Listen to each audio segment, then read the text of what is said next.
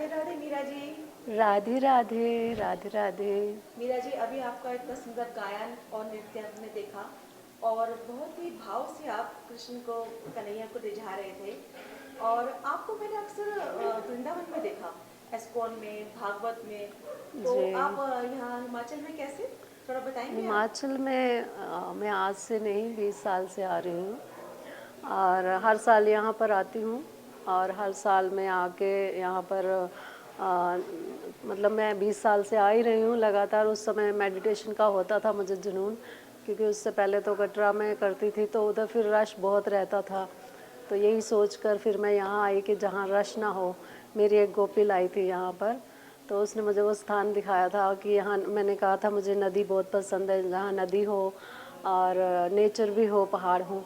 वो लेके आई थी तो मैं नदी में बैठकर मतलब तब मेडिटेशन करती थी, तपस्या करती। तो आज भी यही होता है कि एकांत वाले स्थान में मुझे अच्छा लगता है।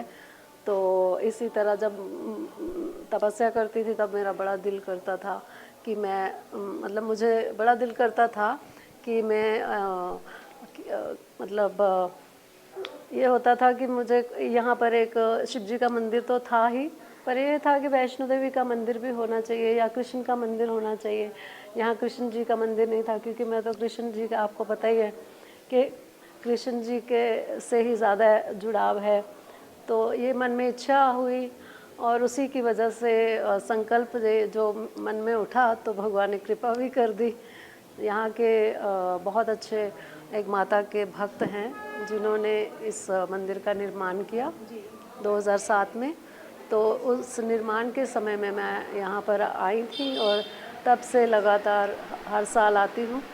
और तब से हर साल आके यहाँ पर बस आके कभी मेडिटेशन में बैठना, तपस्या करना, तो कभी गायन करना, कभी नृत्य करना। तो बस ऐसे इस तरह से इनको रिझाने का जो है वो होता है मन में भाव। तो वो बस यहाँ पर आकर क्या है, एक एकांत मिलता है और एकांत में ही भगवान को रिझाया जा सकता है। क्योंकि वृंदावन में तो भक्ति जो है वो नृत्य करती है, तो वहाँ पर एक रास होता है, गोपियाँ रास करती है, तो हम लोग सब इस्कॉन में गोपियों के संग नृत्य करते हैं। तो इसी तरह से अब क्या है कि ये वैष्णो देवी का मंदिर है और ये गुफा है, देख लो अब। मतलब यहाँ से ऊपर को बहुत सुंदर अंदर ऊपर गुफा है। तो ये भगवान की ही कृपा से जो है मंदिर बना। और देखो वहाँ 3 दरबार हैं, एक राम दरबार है और ये शिव दरबार है। तो ये शिव दरबार है, वो राम दरबार है। तो राम सीता लक्ष्मण विराजमान है यहाँ पर, शिव पार्वती विराजमान है। और यहाँ पर देखिए हमारे ठाकुर कान्हा जी और राधा रानी विराजमान हैं। तो ये बहुत अच्छा लगता है कि कलरफुल सा, मतलब क्रिएटिव सा भगवान ने ही ये ऐसा करवा दिया है, ऐसा बनवा दिया है कि जो, क्योंकि सभी कहते थे ना भाई राधा जी का रंगीली महल होता है, तो ये रंगीली महल भगवान ने ही, ये रंगीली महल जो है उस तरह का भगवान ने जैसे कहो कि कृपा करी कि उसी की वजह से ये सारा रंगीली महल जैसा ही ये बन गया। और यहाँ आकर आनंद, मतलब शांति से बैठकर, एकांत में बैठकर जो तप साधना में बैठा जाता है वो वहाँ नहीं बैठा जाता। क्योंकि वृंदावन में बहुत रश होता है, बहुत भीड़ होती है, तो वहाँ भक्ति नाचती है। ये तपोभूमि है, ये देवभूमि और तपोभूमि है। तो यहाँ पर तप जो है वो किया जा सकता है और तप में ध्यान लगाया जा सकता है। तो इसलिए यहाँ पर आकर मतलब 3 महीने के लिए हर साल आती हूँ। 20 साल से लगातार आ रही हूँ। तो 20 सालों से आकर यहाँ पर जो है मतलब साधना का वो चलता है कि कभी नदी में जाती हूँ। नदी का भी आपको दिखाएंगे हम, कल दिखा देंगे, जिस नदी में मतलब बैठकर तप किया करती थी, या मतलब अब भी कभी कभी करती हूँ। तो अभी फ़िलहाल मैं यही दिखाना चाह रही हूँ कि देखो ऊपर शेषनाग जी विराजमान है और नीचे देखो शिव शंकर भोलेनाथ का शिवलिंग विराजमान है। यहाँ कान्हा जी विराजमान है, वो देखो कितने सुंदरता के साथ ये बनाया गया है। तो ऊपर गुफा है माता की, बहुत सुंदर। यहाँ से मतलब अंदर को जाते हैं इधर, तो मतलब ये बच्चों को बहुत पसंद आता है ये स्थल। और बाकी क्या है कि यहाँ पर जैसे भगवान को रिझाने वाला, जैसे कहते हैं ना भगवान को रिझाना हो, तो ये बहुत उत्तम जो मतलब उस तरह का मंदिर बना है। तो यहाँ नृत्य करती हूँ, गाती हूँ, अकेले ही भगवान के साथ नाच रही होती हूँ, गा रही होती हूँ कभी। तो इस तरह से मैं मतलब जब से ये बना हुआ तो यही करती आती हूँ, अकेले में आनंद आता है। मुझे किसी को थोड़ी रिझाना है, रिझाना तो भगवान को है, तो इसलिए आनंद आता है अकेले में। अच्छा मीरा जी, आपने पूरा जीवन प्रभु को समर्पित किया है और मैंने सुना आपने विवाह भी किया है प्रभु से। जी तो उसके बारे में थोड़ा सा नहीं, वो थोड़ा सा बता दिया हुआ है। वो एक मेरो वृंदावन है उसमें, तो उसमें मैंने सारा जो है वो बताया है। विवाह देखो, ये विवाह कोई संसारिक विवाह नहीं है, ये परमार्थिक विवाह है। जैसे एक आत्मा का परमात्मा से मिलन होना। तो शादी तो विवाह तो हमने बचपन से ही भगवान से कर लिया था, मन से। पर जो लीलाएं जो हुई भगवान की, वो 2012 में प्रत्यक्ष जो लीलाएं दूसरों ने भी देखी।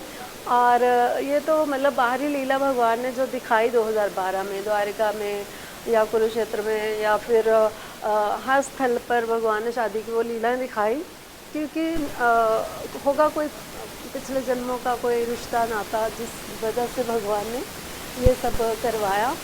तो ये भी पिछले जन्म के संबंध होते हैं, रिश्ते। देखो आत्मा का तो भगवान से कई जन्मों का रिश्ता है, आज से नहीं, जो अनादिकाल से है। सिर्फ मनुष्य भूल जाता है स्वयं को कि मैं कौन हूँ, मैं कहाँ से आया हूँ। माया में पड़ के वो स्वयं को भूल जाता है। आत्मा जो है वो निरंतर ही भगवान की है और सदा रहेगी। और हम कौन है? गोपियाँ हैं भगवान की, है ना।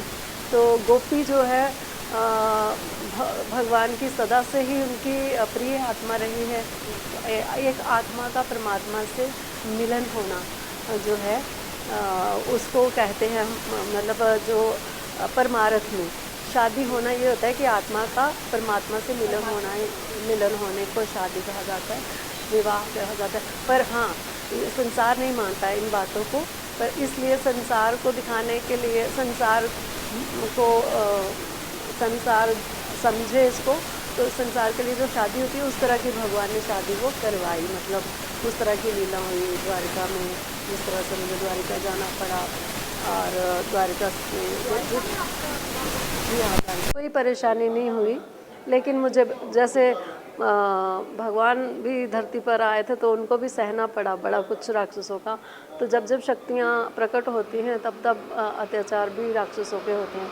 तो बड़े षड्यंत्र मतलब राक्षसों ने करवाए हमारे ऊपर, मतलब हमें गिराने के लिए, हमें बदनाम करने के लिए बड़ा कुछ हुआ। परंतु हम आगे बढ़ते गए, तो हम आज तक आगे ही बढ़ते हैं। हाँ, साथ हैं, बिल्कुल चिंता नहीं है।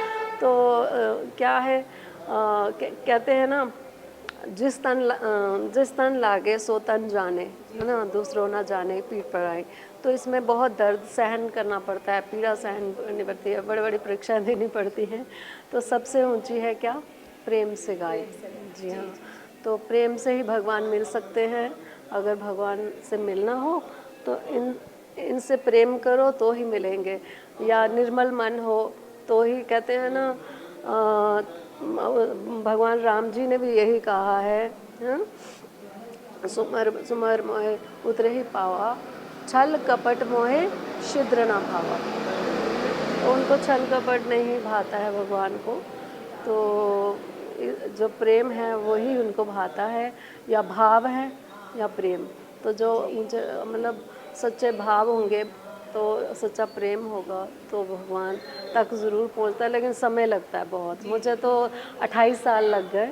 अच्छा जी, 93 में मतलब मैंने घर बार त्याग किया। मैंने कहा, पहले भी बताया कि मैं बड़े सारे बड़े कोर्स किए, बड़े मतलब ड्रेस डिज़ाइनिंग का किया, फैशन डिज़ाइनिंग किया, उस बुटीक खोला, वो भी 1 साल चलाया। जी हाँ, यहाँ किया, बॉम्बे से डिज़ाइनिंग किया था, वहाँ पर भी मैंने हीरोइन की डिज़ाइन की, इंटीरियर का किया। बड़ा कुछ किया। अंत पर में- यह है अंत में कि ये दो सब लाइन- काम नहीं आते हैं। सब काम जो है वो क्या है, भगवान का नाम ही काम आता है, तो अपने आप ही छूट मेरे जाता तो गिरधर गोपाल दो लाइन। है। लास्ट वो में मैंने अंत में पहले वाले बस उसमें वो गा दिया मेरे है। तो गिरधर गोपाल दूसरों ना तो को। हाँ चलिए, अभी मैं दूसरे उसमें भजन में गाती हूँ, तो आप उसमें अभी अभी गा के जो बता दिया है, तो मैं तो यही कहूँगी, मेरे तो गिरधर गोपाल दूसरों ना कोई, मेरे तो गिरधर गोपाल दूसरों ना कोई, जाके सिर मोर मुकुट मेरो पति सोई, मेरे तो गिरधर गोपाल दूसरों ना कोई। तो मैंने उसमें गा दिया है, आप उसमें सुन लीजिएगा। धन्यवाद मीरा जी। राधे राधे। राधे राधे। राधे राधे।